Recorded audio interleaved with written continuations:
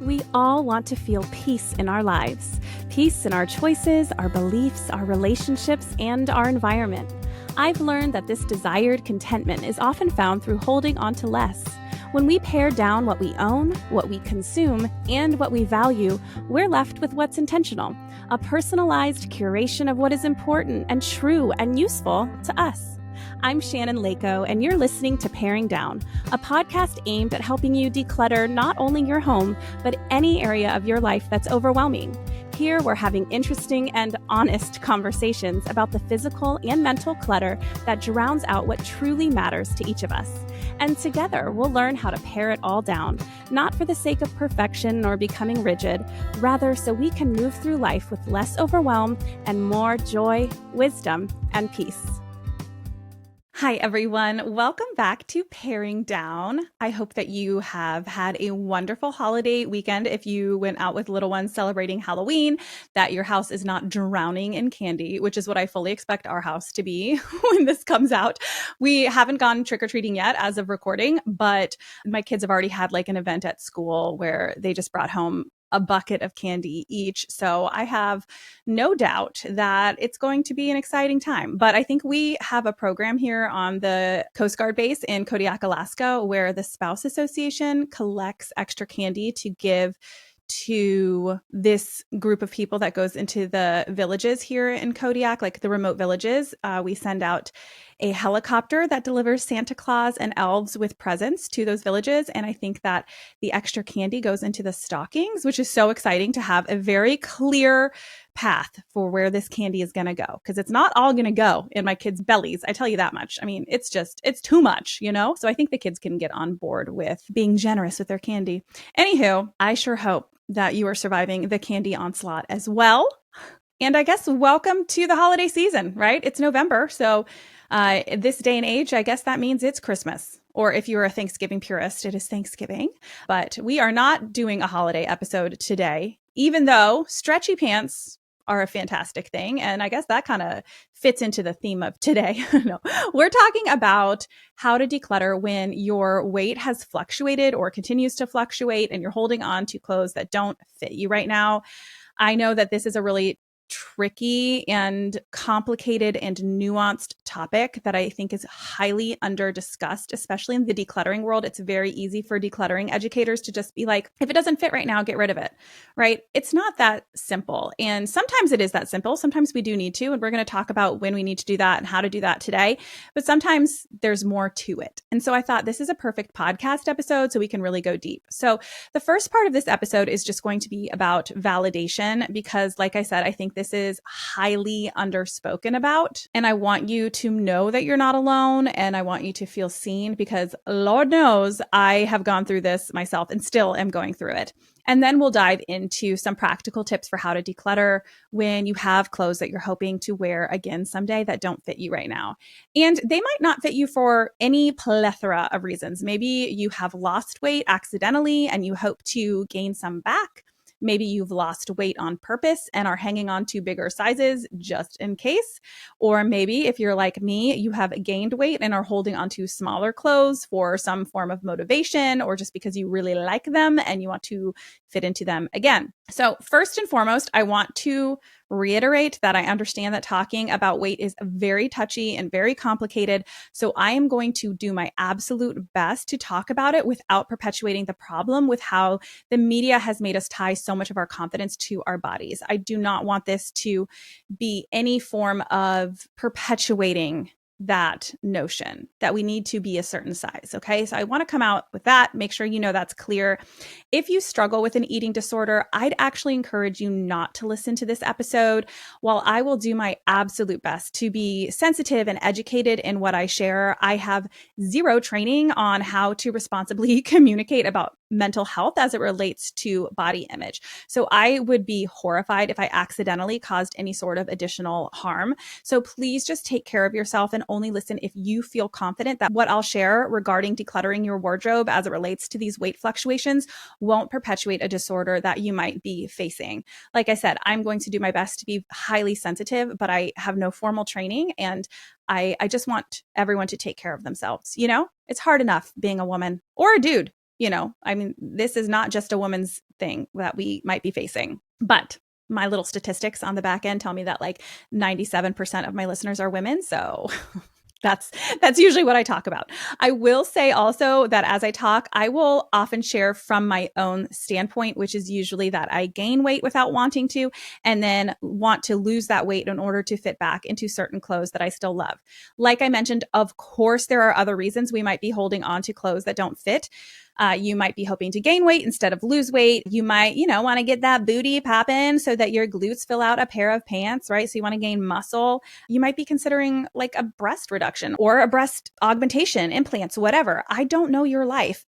What makes clothes not fit you anymore in your world. So I'm probably going to default to my own struggle, both when I'm giving stories and just in the words that I'm using as I'm describing. And I think it'll just be easier that way if I stick to what I know, and then you can translate that to apply to whatever you're going through, rather than me always trying to use super inclusive language throughout every little thing we're going to talk about in this episode. But please know that this, of course, applies to any which way you're experiencing a body that doesn't fit the clothes that you want to keep in your closet. Which brings up another little point that yes, our clothes should fit us rather than us trying to fit our clothes. That's the point of clothing, is to fit us, not the other way around. We're not trying to fit into clothing. But at the same time, I think pretending that we don't want to be a different size just adds to this shame spiral we might be feeling, because then we feel like we're supposed to feel great at any size, right? I think if you want to lose or gain weight, that is your prerogative, especially if the reason is because you would feel better, not because you think it would make you more worthy of attention or love or acceptance. Like, I hope that you can separate those things, but I just don't think we should all pretend that we're happy at a certain size or that we are anti-body love just because we want to change something about our own. I think it just adds to this shame because we're just all stuffing it down, right? I don't think it's shameful to say that you wish you were smaller or bigger. Right now, I wish I was smaller because I just don't feel great in my skin. I do not like the way that clothes look on me. I do not feel nimble and strong. Simply put, I just like the way I feel and the way I look when I've just got a little less jiggle on my body. This doesn't not mean that I self-loathe or that I want to perpetuate that skinnier is better. It's just my own real experience with how I feel inside of my body. And maybe some of it is cultural pressure. And maybe some of it is objectively how I feel. And realistically, it's probably a mix of both. But I am not someone who feels called to take a hardcore stance on anything regarding body positivity or body neutrality, other than to say that I hope that we can all love who we are at any size and know that there are way more important things in our life than the size of our bodies. Okay, like point blank. And if we want to change something without taking it to damaging extremes, we are not shallow or overly impressionable.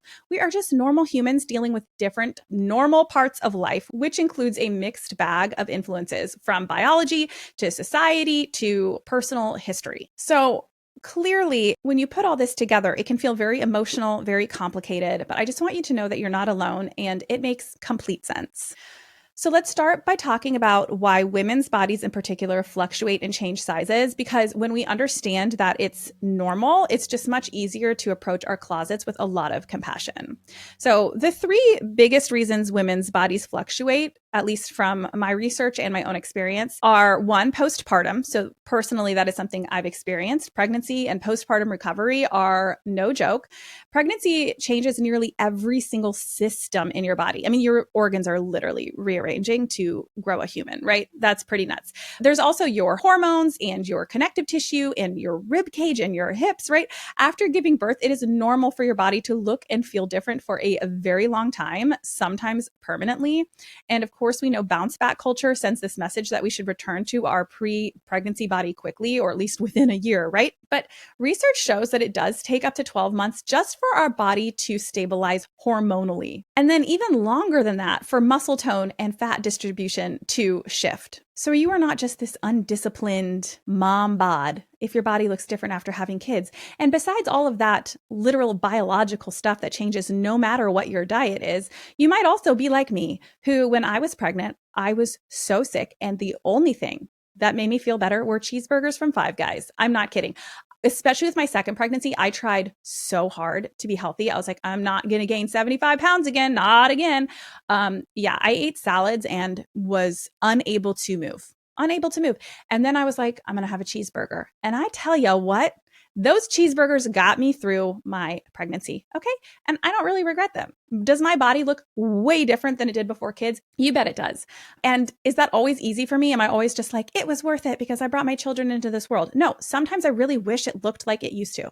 Okay. Like, I'm not going to lie to you guys about that. But I also recognize that it's okay to be a woman and to change, and I can do better to be healthy, right? Like, I shouldn't continue to eat cheeseburgers 24/7 because salads don't make me throw up anymore, but also be gentle with myself and recognize that that for me was the right choice. All right. So you have pregnancy and postpartum recovery. That could be a big reason a lot of women see a change in their bodies. Okay, next is just regular hormonal changes across life stages. So even outside of pregnancy, hormones like estrogen and progesterone fluctuate across your menstrual cycle, perimenopause, and of course, menopause. So these changes affect your water retention, digestion, and where your body stores fat, which is super fun. So that means that your genes might not fit even week to week. But then, of course, as you get older or you start going through these different cycles and changes in your own life, then your fat is going to be redistributed and things are not going to fit like they used to, no matter what lifestyle changes you make. A study actually noted that after menopause, many women deposit fat in the midsection, your abdomen, instead of around hips and thighs. And that is linked to the drop in ovarian estrogen. So that's fun. And we lose about 0.8% of muscle mass every year starting in midlife, according to the director of the Mayo Clinic, which impacts our weight because muscle burns more calories than fat. And there's this common myth actually that our metabolism slows down, but that's not actually what's really going on. Our metabolism is shown to remain about the same from age 20 all the way to age 60. That's really when it starts to slow down. However, the decrease in muscle mass means that we're burning fewer calories in general. So it's not really a metabolism issue. It's a little bit related, but it's really that your muscle mass is decreasing unless you're really working hard to keep that strong, which is why you see so many women, especially on the online space, talk about why it's so important for us to build muscle, like even more than cardio. There is a lot of truth to that because that's going to help you stay fit. Not only, of course, because you'll have more muscle to be stronger, but because that muscle then burns the calories to keep the excess weight off. And that's just harder to do the older you get. So fun. And then the last big one is stress and cortisol, which relates to stress. Of course, that is the hormone that rises in accordance with your stress. So when we're under chronic stress, our bodies produce more cortisol, and that hormone affects our metabolism, our sleep, and our appetite. Studies show that women with higher perceived stress often experience more weight fluctuation, not because of a lack of discipline, but because their nervous system is in protection mode. Your body is like working on overdrive to get you regulated. And one of those things means it's going to hold onto more fat because fat to the body is safety. It is important to understand the difference between acute and chronic stress because I thought about this. I was like, well, I lost weight after my mom died when I was going through something incredibly stressful. Why did I lose weight then? Right? Well, because that was acute stress. That was a very specific circumstantial moment in time. It was acute grief. So especially right after loss, it triggers a surge of stress hormones that does include cortisol and adrenaline and I have this written down in front of me and I don't know how to say it. Norepinephrine. I'm so sorry to all my nurses and medical people out there. I'm an embarrassment. I'm so bad at pronouncing medical terms. But anyways, there's all these different stress hormones, right? And you get a surge of them. And in the short term, during this acute grief or acute stress, this combination can suppress your appetite. It increases your heart rate, speeds up your metabolism slightly, and that leads to weight loss, which really reflects what I went through after my mom died. But over time, as stress becomes chronic, the cortisol can shift in the body into conservation mode, which then increases your appetite and your fat storage. And that's when the weight gain can occur. So if you're like, oh, this person lost a bunch of weight when they were stressed, that was probably acute stress. Now, of course, we can all go through this differently. We all respond differently to different forms of stress. So this is not across the board that you're going to lose weight during acute stress and you're going to gain it during chronic. It could be opposite because we're all different, but that's just generally what the research says happens most of the time, right? With research, it's always interesting because it's like 80% this or 90% this or 60% this. And then I always feel like people are prone to being like, well, that didn't happen to me. And I'm like, well, you're probably in the 20 or 30%, right? Like, it doesn't happen to everyone because as humans, there's no such thing as one thing that happens across the board to all of us. We all respond so differently. I'm actually reading a really fantastic book right now called Shift. Gosh, I forget the name of the author. I'll put it in the show notes in case you guys like book recommendations. It's nonfiction and it's about how you manage your emotions. It's super fascinating. But even he was saying in there how the way that our emotions feel are so different from person to person. Like one person's anger might feel like this big dark hole inside of them, and another person's anger can feel like this fiery rage that needs to come out. Like we have the same emotions, but then the way we feel them is very different. And that can happen across anything, whether it's our stress or our emotions or how our bodies respond to whatever, right? Like just wanted to put that out there. We're all very different. Okay, so we know that it's normal for your body to fluctuate, be it because of hormonal changes and aging, pregnancy, stress. There's a bunch of reasons that this is normal. And of course, life circumstances. Maybe you married someone who eats a lot more food than you do, and suddenly you're eating more. Your lifestyle changes, right? There's so many different reasons why our bodies might not be what they used to, okay? So now we've named those. Hopefully you feel normal. You know that you are not alone. And now I want to talk about 3 reasons the size of your body doesn't define your worth. Because there's no way I'm going to get into decluttering tips without making sure you know that at the end of the day, this doesn't really matter. Save you having serious medical complications because you are severely underweight or overweight, or your body is not doing what it needs to do to keep you healthy, which really we cannot for the most part tell on the outside how healthy someone is. That is such a misnomer in society that we equate a certain look with healthiness. That's just so dumb because we're all so different, like I said. But barring, medical problems, ultimately, it is important to understand that your weight doesn't define your worth or your happiness, for the record. So statistically, research consistently shows that after the initial excitement of weight loss, most people's happiness level returns to baseline. Okay. They've studied people who've lost weight. They feel really good about themselves after it happens. And then their happiness level returns to whatever they were feeling. We're not talking about their weight returning. We're talking about their happiness level. Even if they keep the weight off, returns to whatever they felt before they lost the weight. A 2014 peer review study found that people who lost weight didn't necessarily report higher life satisfaction, and some even felt less happy due to the pressure to maintain it. So just keep in mind that your joy is not sitting inside of that smaller pair of jeans inside your closet, okay? Your joy and happiness in life is how you live it right now, intentionally in alignment with your values. We know that from research, relationships are a key component to our happiness. And that actually leads perfectly to my second point I have written down here about our bodies not being tied to our self-worth. It's that relationships predict well-being, not your body size. The Harvard study of adult development, which is the longest running study on happiness, found that close relationships, not income or appearance, are the best predictor of life satisfaction. So your energy would be much better spent trying to better your relationships than trying to fit into a pair of jeans that don't fit. And the last point here I want to make about it not being tied to your worth is simply that your body is the home to who you are. So in that sense, it's tied to your worth only because it is the vessel for the soul that gets to experience this world and that other people get to love.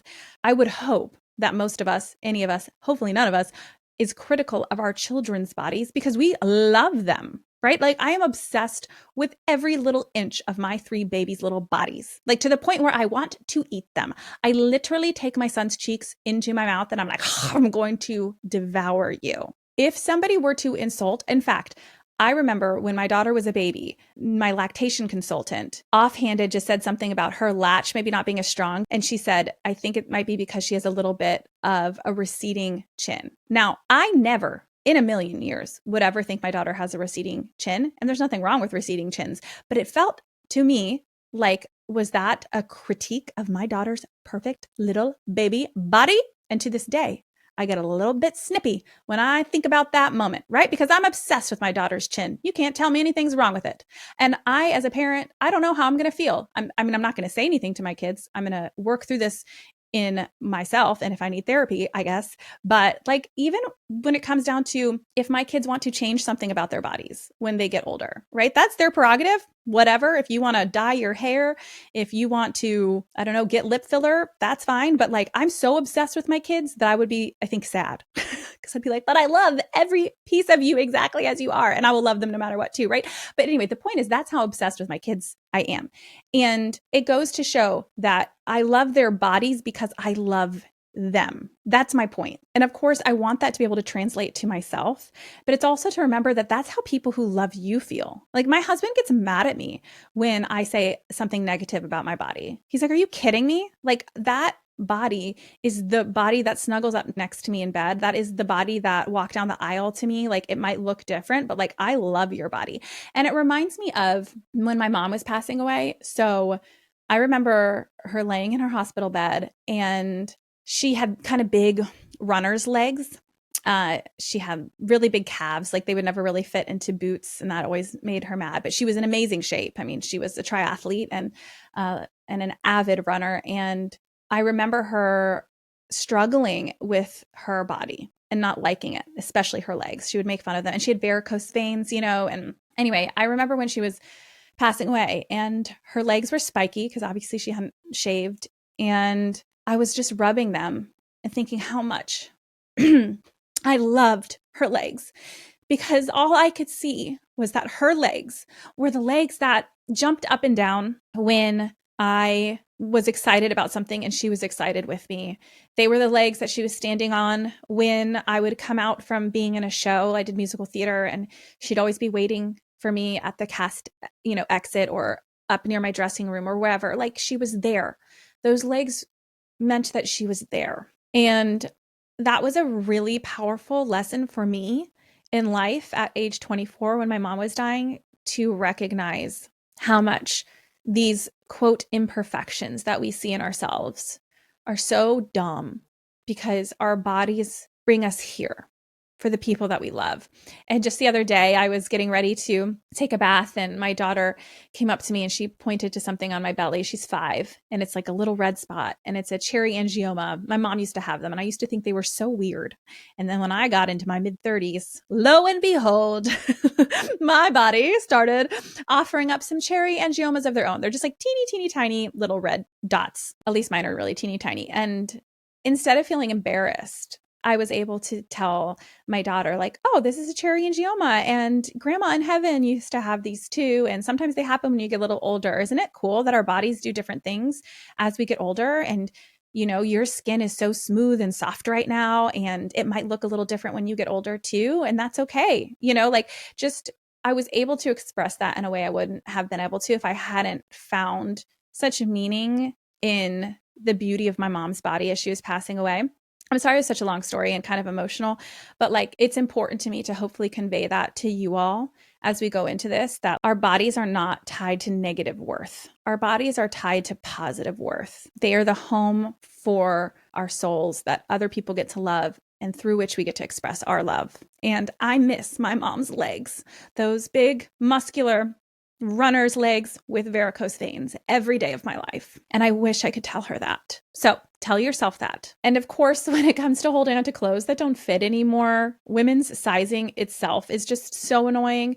Of course, we're talking about clothes that don't actually fit. They don't fit you. They're too big or they're too small. But also, there's no universal standard sizing for women's clothing across brands, which is so obnoxious. Like one brand's size 8 might fit like a 4 or a 10 in someone else's brand. So the size on the back of the pants also is a fruitless pursuit if that's something that you're struggling with too. Is like, I want to fit into those because there's a certain number on the tag. Like that number, hopefully we all know by now, is pretty silly. I used to feel embarrassed saying my pant size, but now I'm like, what does it even mean? It doesn't matter, right? Like it's so arbitrary. Okay, but we do need to actually get into these practical tips for decluttering when your weight has fluctuated, because that is why you are here. I have 5 tips that have worked well for me, and I hope that they can translate to working well for you too. The first is to choose your right now wardrobe. Start there. Go through your closet and say, what do I regularly and happily wear? You want to pull those clothes out that fit comfortably and make sure that they are the most easily accessible in your closet. And sometimes it's coming to terms with the fact that you are not who your closet thinks you are. Oh, that's a different point that I'm going to get to too. You might say, oh, my favorite shirts are these ones, but the ones I realistically wear are these ones. And it might not even be a size thing. It might just be a lifestyle thing. I came to realize that I just wear long sleeve tees and joggers or sweats basically every day of my life. That is who I am. That's okay. I'm such a casual, non-fancy person. I don't get out much either. Okay. So as much as I love some cute clothes, that's just not who I am. But anyway, that's not the point. The point is just to start by choosing your right now wardrobe. These are the pieces that belong in your main closet space. They're not your someday wardrobe. They're not the ones that don't fit. They're not the ones that you wish you wore. Pull out the stuff that you regularly grab, even if it isn't your favorite. Okay. Just if it's something that you put on your body regularly, start there and make sure that's the most accessible. Okay. And then the second piece here is to then dive into the clothes that don't fit. Hey guys, it's time for your ad break. Each week I like to say a huge thank you for your graciousness that these are part of the podcast. Here we go. Once you have your wearable pieces that you put on realistically set aside or like in the front of your closet, then you can move to this category of clothes that do not fit. You're going to create a maybe bin that has a clear limit. I think this is the key here. I'm not telling you to declutter all of the clothes that don't fit you right now. Like I said at the beginning of this episode, I just think that is unrealistic advice and it makes the shame even worse. If you're in a season of transition, let's say you're postpartum or going through perimenopause, the boundaries that I'm going to talk about here might be a little more expansive for you. You might keep up to, 3 or 4 sizes different if you gained a whole bunch or lost a whole bunch of weight, right? Like you might want to keep more because you're in a stage of transition. You're not entirely sure where you're going to land. If you are postpartum within a year of having a baby, don't even touch your clothes. You don't know what your life is going to look like in a year from now. Keep more if you're in that active transition. But if you're like me and it's been years since your body has been the size of some of the clothes that you want to wear, it's probably time to be a little bit more stringent. This is not giving up. This is not losing motivation. This is not about wasting money and having to buy something in the future. This is about realistically making space in your closet, in your wardrobe to get dressed easily and to not feel shame about not being able to fit into things that you're looking at every single day. That's just not healthy. If you wish that you fit into something and you don't, and you see that every day, it's like starting every day with this internal shame process. That's not fair to yourself, And also realistically, if you want to declutter your closet, it makes sense to declutter the things that just don't work for you. But if you want to keep some, like I have, and I'll share exactly what I've kept, I think that's fine, but we just have to put boundaries around it. One could be a physical boundary. I love a good physical boundary. Just choose a small bin and say, I can keep what fits in here. That's it. I really encourage you to choose a small bin that fits in your current closet. I have a small wall closet. I do not have a walk-in closet. So what I've chosen to keep is a very small amount because I really do think it's valuable to store them out of the way, but not necessarily out of sight. Some other decluttering educators might say store it out of sight so you don't have to feel the shame or whatever. And I don't want you to feel the shame either.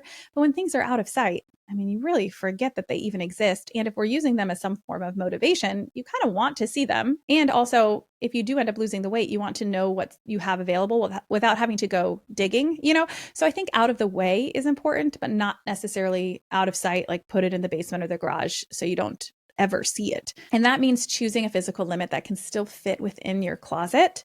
So like I was saying, if you were like me and you have been at a certain weight-ish for multiple years, you haven't fit into the clothes that you want to fit in. I think it's really smart to keep your boundary not only to a certain bin, but to certain sizes. Like this is like one size too small, maybe 2. But if you get any broader than that, then you're probably not being super realistic with yourself if you haven't made a change.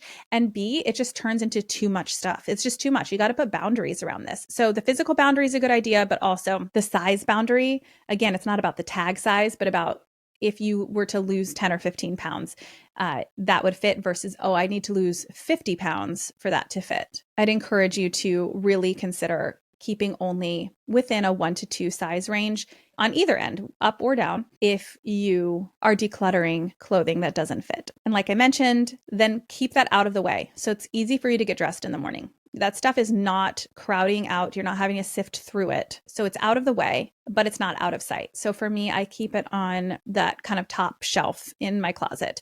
I have a very classic wall closet with a bar and then a shelf on the top. And to the right, I have the clothes that do not fit me currently. And they just stay right there. They're not in the way, but they're not out of sight. So the first thing is to choose your right now wardrobe. The second is to create that maybe bin. That's your true decluttering moment. But what's going to help is also for number 3, you're going to let go of clothes that belong to a different lifestyle, whether it's in fashion style or activity or just your clutter threshold. Like you might have had a lot more clothes at a smaller size because you weren't living a decluttered life yet. Don't hold on to that. That's not who you are anymore. You are here trying to live a more pared down life. So even if you were to lose the weight, and again, apply this to you, gain the weight, whatever you want it to be, you likely don't want to have as many clothes as you used to because you're a different person who has different values in terms of how much clothing you want to hold on to, how much clutter you want to have in your closet. You probably, like me, do life differently than you did at a smaller size. Not because of your size difference, but just lifestyle. I have kids now. I run around. A lot of the clothes that don't fit me anymore or that didn't fit me that I got rid of, they just didn't make sense for my life anyway. Like, were they super cute? Yeah, but I don't go out to the bars anymore. Like I put my kids to bed at 7:30 and then I get in bed and read my book about emotions. You know what I mean? So it can be tempting to hold on to things that are really, really cute that used to fit. But realistically, if they aren't even in your lifestyle anymore, then go ahead and declutter those ones, even if you like them. They don't fit and they're not practical for your life. Same goes for fashion. I know that there's this idea, hold on to it because everything comes back into fashion. By the time you lose the weight, those will probably be in fashion again anyway. Listen, like I said, first of all, you're probably going to have a lower clutter threshold than you used to have. We don't need to hold on to everything. And even when things come back into fashion, like you'd have to know that you would be willing to wear them today. Don't chase these trends. That's exhausting and it is a recipe for clutter and a waste of money.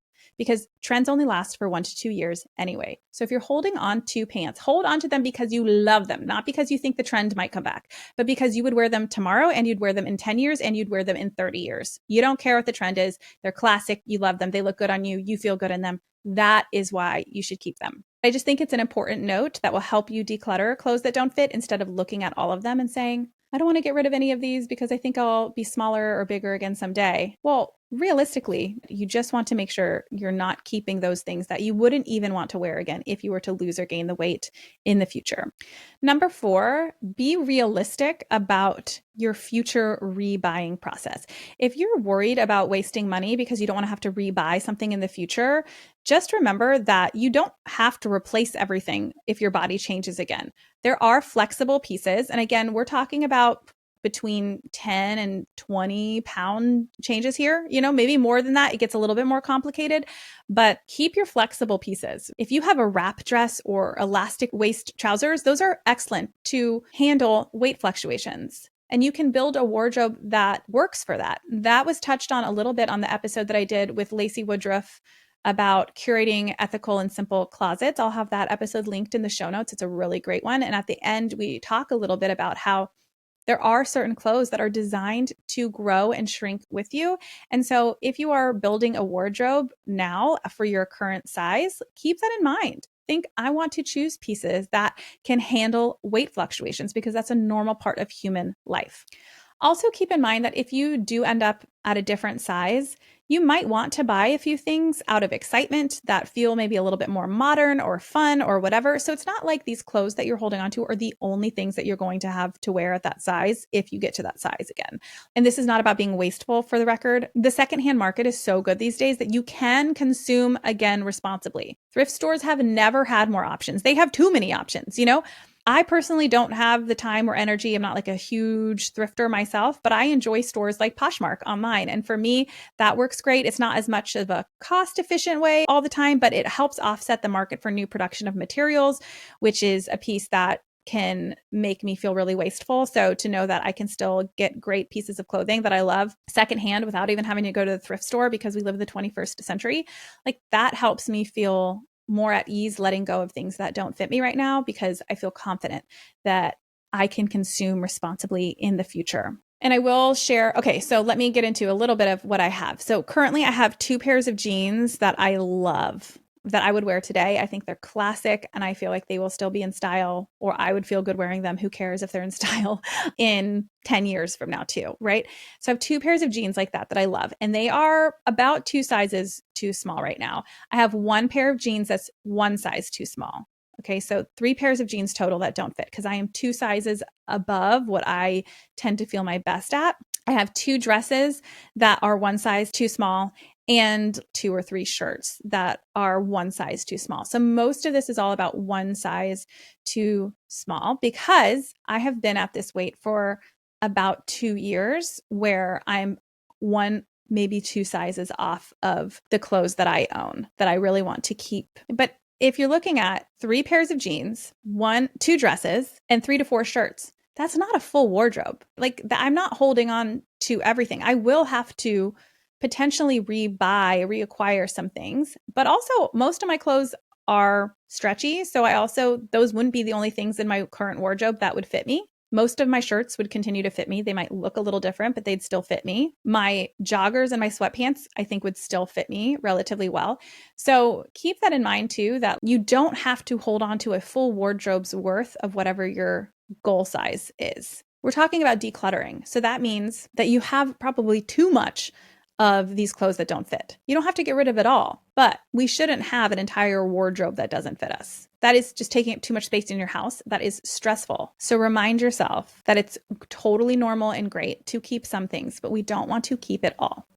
And then my 5th point here that's helpful in terms of decluttering clothes that don't fit you anymore is something that I'm really working on and I struggle with, but it's making sure that the clothes that are too small or too big, whatever. I said I wasn't going to caveat, but anyways, make sure that the clothes that are too small for you aren't the only clothes in your wardrobe that you love. I tend to do this. Well, I'm not going to buy clothes that I love when I don't plan on staying this size. And then here I am 2 years later, and maybe I haven't had clothes that I like for 2 years to fit my body. Like that is not reasonable, even though so many of us, I think that way.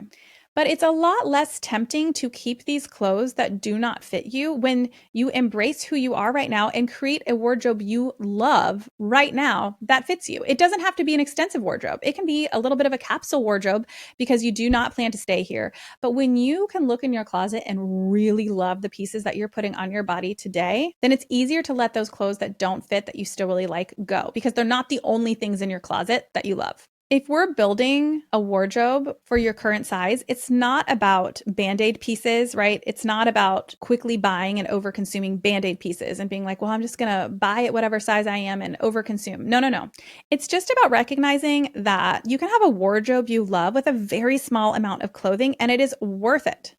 At my size right now, I have only 1 pair of jeans, but I love them. They make me feel really good, and I'm glad that I got them, even though it made me feel uncomfortable to get them because I was like, well, I'm not going to be at this size. But you know what? They're the only pants I put on my body for the last 2 years. So they've gotten a lot of use, way more than those other ones waiting in the closet for me, My wardrobe is much more minimal right now. And in some ways, it's been a good experiment. As someone who wants to live a decluttered life, it's like, well, I don't need much to get by, clearly, because I haven't allowed myself to have much at this size, But it's important to have a few things that make us really happy to put on our bodies. Because like I said, then you can have this versatile little wardrobe that feels really good, and it's easier to let go of the stuff that doesn't fit because you're like, all right, well, I really do love what I have right now. When we don't feel good about the clothes we currently have to put on our bodies, of course, we're going to want to hold on to the clothes that used to feel good. That was such a good moment for us when we used to put them on our bodies, right? Psychologically, it's just going to be a lot harder to let those things go when you don't have anything else that you love in your closet. Even if you're not like me and you do have to show up in public every day at work or whatever, you could probably get by at your current size with 2 pairs of work pants, a work dress, and 4 tops that can mix and match. That's not that much. That's not a ton of clothing. And you can, like I said, acquire that responsibly and really love those pieces. And I bet if you acquired those 2 pairs of pants, 4 tops, and 1 dress for work that you feel great in, you will be shocked at how much more ready you are to let go of some of the more extreme pieces that you just don't need anymore, that are 4 sizes too small or that don't fit your lifestyle, but gosh, they're so cute or whatever. It's going to be easier to let those go. I wish I could say I have a magical answer for you, that I have this method of decluttering the clothes that don't fit your body right now that makes it all easy and simple. I don't. That's why even my points were all kind of melded together today because it's complicated. But I hope that you can walk away, first of all, feeling validated, knowing that you're not alone, that you don't have to feel shameful that you want to gain or lose weight or that you have gained or lost weight. None of this is shameful. Just remember my mom's legs. Remember my cherry angiomas, okay? What beautiful bodies we get to live in. And if you want to change them, fine. We just need to make sure our closets are not overrun with an entire wardrobe that doesn't fit us. Keep those boundaries in place, whether it's that physical boundary of, okay, only what fits in this tote, or those size boundaries. I'm only going to keep some of this stuff if it's 1 to 2 sizes different. Start putting those boundaries around it and letting the other stuff go, and trust that you can reacquire those things even in a responsible way, because it allows you to live more into who you are right now. You don't have to feel frustrated when you're getting dressed in the morning. You don't have to constantly wish that you had clothes that were cute to wear. Have some cute clothes that fit you right now. Give that to yourself. And keep a limited amount that are just your favorites in the sizes that don't fit.